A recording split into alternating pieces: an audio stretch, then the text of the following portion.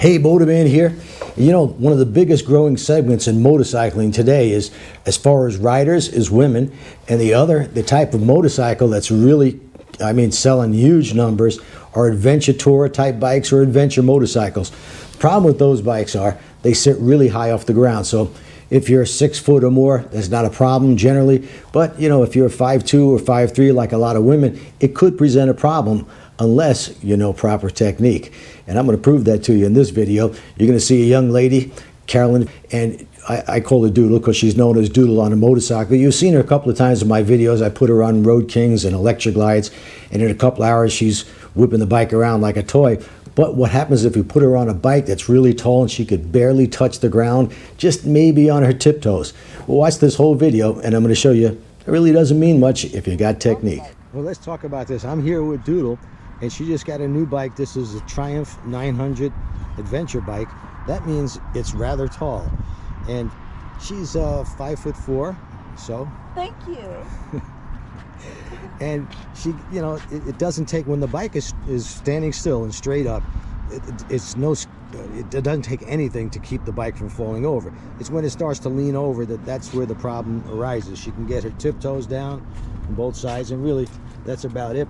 But theoretically, that's all you need. Of course, backing it up is a different story. You got to get off the bike and you got to push. So we're going to take her through the course because she's doing the exact right thing. New bike. She needs to get these techniques down. She did very good on a full-size 850-pound Road King, but this bike is different, though the techniques are exactly the same. This actually has a short wheelbase, short rake, very maneuverable. I rode one in a class a couple of weeks ago, piece of cake, but it's all, 90% mental, 10% physical. So we'll see how she does. We're going to start with the slow race. So it's a walking pace. Okay.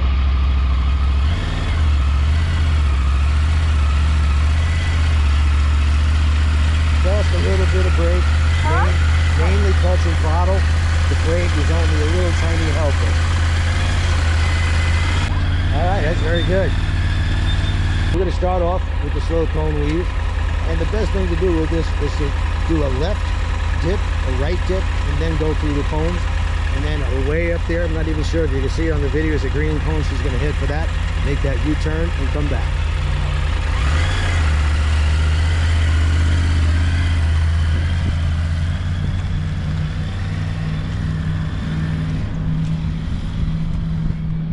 The ground is wet, so you got to be a little bit more careful. There's a sealer on here, which makes it a little more slippery than out on the street. Out on the street, you got 90% of the traction in the rain, and that was really good. All right, Doodle's doing very well. I told her to imagine that there's two imaginary cones before she gets to the actual cone. That gets the motorcycle in the right position to start dipping before you even get to that first cone.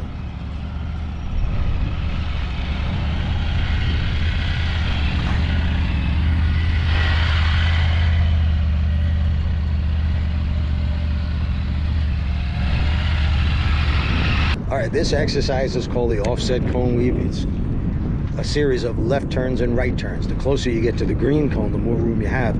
We want to make S-shaped turns. We don't want to zigzag back and forth because that's what the motorcycle was designed to do. It wants to lean when it turns. Now, I know what you're thinking. Looking at these gates right now, you're saying, Jerry, they're so far apart. Can't you challenge me a little bit? Isn't that what you were thinking? No, not at all. Deep down in your heart, I know that's what you're thinking. So we're going to go through it a few times just the way it is, and then I'll start tightening it up little by little, which will make your left and right transitions quicker. Okay. That's why we do this exercise, because if your car pulls out in front of you and you can't stop in time, you're going to have to make a quick left to right transition around that vehicle. Okay. All right? And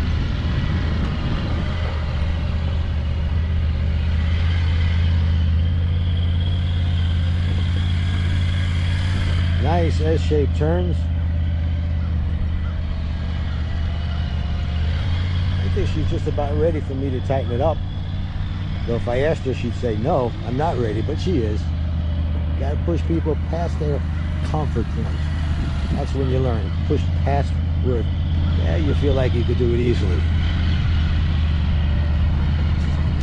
I just put the cones in the track that you were using, so Okay. I know you could do it because you were 4 or 5 feet away from the green cone. Okay. It was much too easy. I was insulting your intelligence a little bit, and I apologize for that. Oh, I wasn't offended. Not at all. You were a little bit. No, I wasn't. Little bit.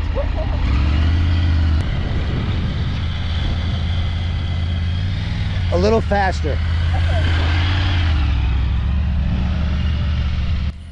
With the ground starting to dry, I told her to pick up her speed a bit. That's going to make her transitions a little bit quicker, and that's what this exercise is all about, to get that bike to transition from left to right very quickly. Notice how good her head turns are. Doodle takes instruction very well, listens to every word I say, and then she implements whatever instructions I gave her. If all my students were like this, my life would be a bowl of cherries. I know what you're thinking. What? You're saying, this is getting a little boring. Can you make it tougher for me? No. I'm looking deep into your soul, deep in there. That's Oh, what it's no. saying. So here's what I want you to do. Okay. You can use the brake now. Okay. At first, Uh-huh. I want you to do circles around each one of these gates. So left circle, complete circle, right circle, complete circle. Trick to it is, keep that head turned the entire time. Once you pass that green cone, you want to turn your head and try to find it again. You've got to wait till you get halfway around to see it, but don't straighten out your head. So there's no Okay. straight part to a circle, unless you could find one. I've been looking for one. My students have been looking for straight part to a circle for 26 years. Looking for that green cone the whole time. That's the trick to this. If you turn your head straight while you're making that circle, you tend to not turn the bars enough to make a circle, or you'll make a gigantic circle. We want nice tight circles.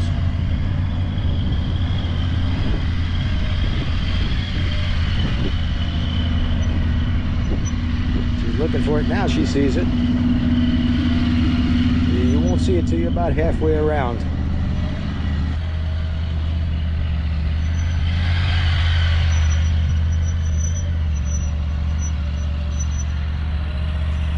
A little more jiggy.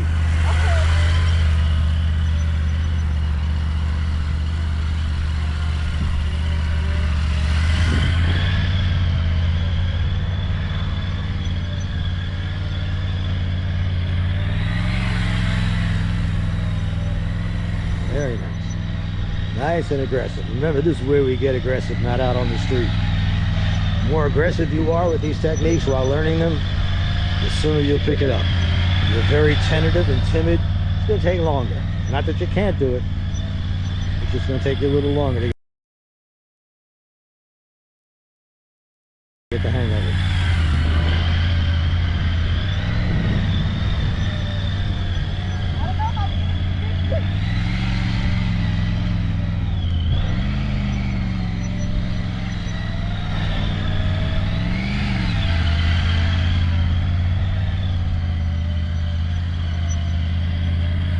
All right, let's breeze it out.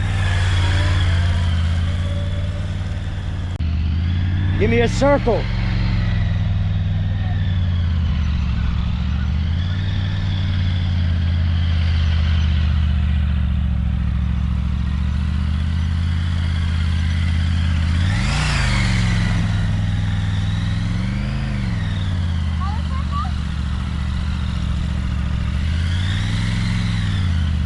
Circles are good because it forces you to turn your head and eyes and look only where you want to go. Once again, it's time to challenge her just a bit. So we reverse the intersection so that all your U-turns are going to be to the right, and we have a few circles in there because the next exercise is going to have some right-hand circles. So we practice it here to prepare for the next exercise. Whenever you're trying something new like this, reversing everything, you're always a little tentative at first. After the third or fourth time through, it gets better. Make sure you watch this to the end because I'm going to eventually get Doodle down to 18-foot U-turns. All right, Doodle, we're about to move into the snowman. That's 3 circles. The first one is big, 30 feet I like to the 30 left, feet. 26 feet to the right, and then the smallest one is 24 feet to the left. And we know you could do it because you just did it in the intersection. Yes. But there's more cones here for you to not look at. So Okay. don't look at those cones, but they aren't green. Don't look at them. You promise? I look promise. at. Okay. I'm gonna look ahead into Yes. the future, where I'm going. Yes. 30, 26, 24? Yep. Yes. Okay. All right. I'm ready. I'm ready too. Think you should get your helmet and bike. Yes.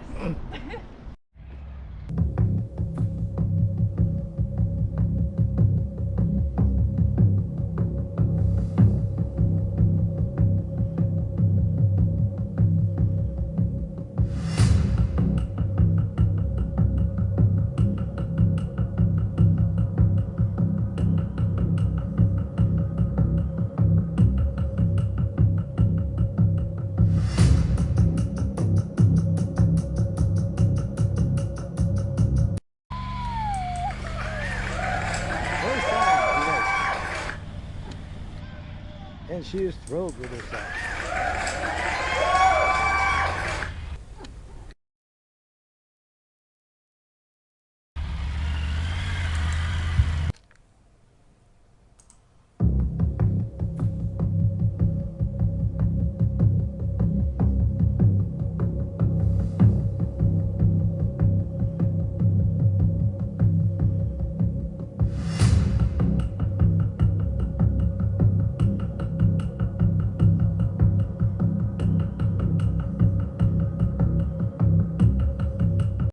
In a row. That's good. Once you've done that, twice in a row is good.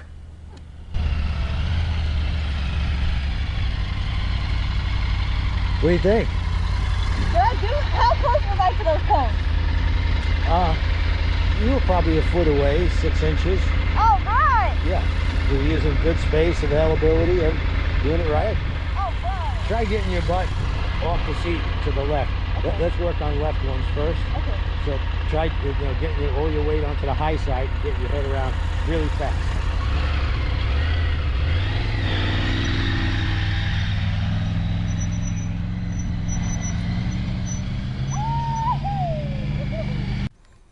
So there you go, folks. The bike doesn't matter. Doesn't matter how tall the bike is, how short the rider is. It's all technique. I hope you enjoyed this, and thanks for watching. Hey, please subscribe as well and click the bell.